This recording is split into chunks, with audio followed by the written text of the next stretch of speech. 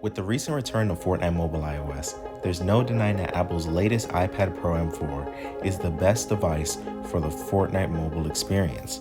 This, however, has led to a large portion of the community writing off older parts of the iPad Pro lineup and feeling the need to spend upwards of $800 for this iPad.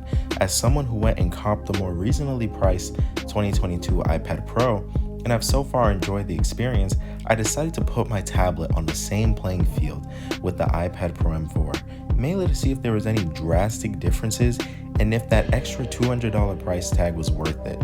In this video, both iPads are on the same settings in game and have close to the same specs, so any differences caught will simply be jotted down to performance. And I cannot stress this enough, big shout out to Babyline, because without him this video would not have been possible. Be sure to leave a like and comment your thoughts down below. My name's Sam, and let's get straight into the video. For reference, both the iPads were on low graphics with the 3D res set to 66%. We decided to run one of the most demanding creative maps, Forever Zone Wars, along with some classic Reload Ranked, since it seems to be almost every mobile player's go-to choice as far as Battle Royale. Babyline's M4 has 256GB of storage with 8GB of RAM, while my M2 has 128GB of storage with 8GB of RAM. After we set everything up, we decided to get straight into Forever Zone Wars. With my M2, I realized that when I was able to get ahead of zone and maybe fight a player one-on-one, my FPS was a solid 119 to 120 with barely noticeable drops. It wasn't until the rest of the players began to make their way into that same zone that I noticed my FPS starting to drop in between 80 and 90.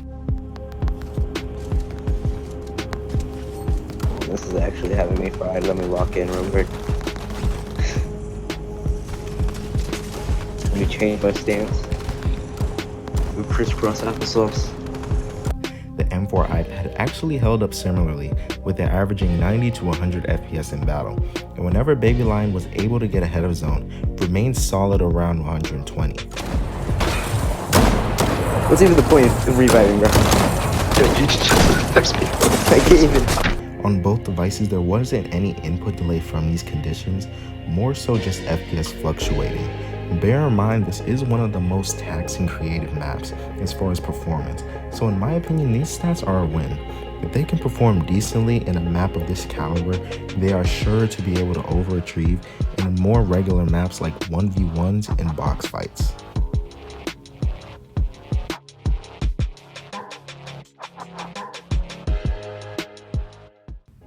After reviewing the gameplay, I picked up on the main moments that the FPS began to drop significantly and realized that a lot of the drops had to do with the reset edit button a lot of mobile players use today.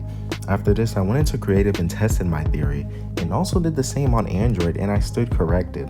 While interacting with all the buttons on mobile causes drops in FPS, the Insta Reset Builds button ended up being the most detrimental to the FPS itself.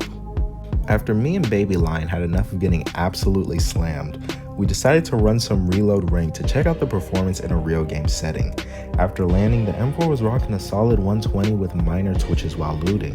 While my M2 was rocking a solid 120, there was a lot more minor twitches, but again, nothing too noticeable on both ends.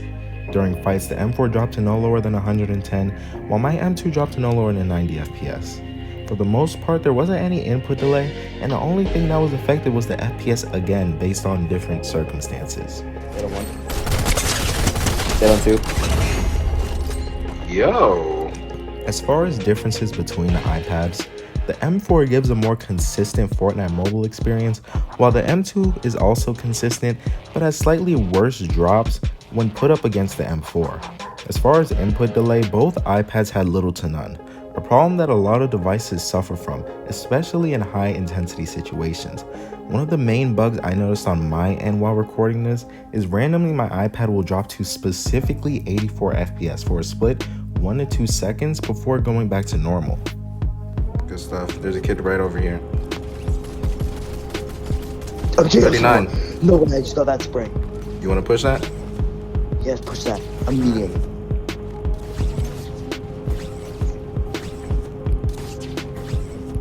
Oh, he actually might be right here. Hold on. Right here. But I mean me.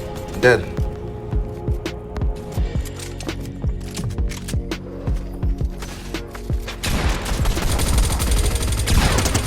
Dead on one. I'm dead. No, Dead, you dead. I'm Behind, better. behind. Good.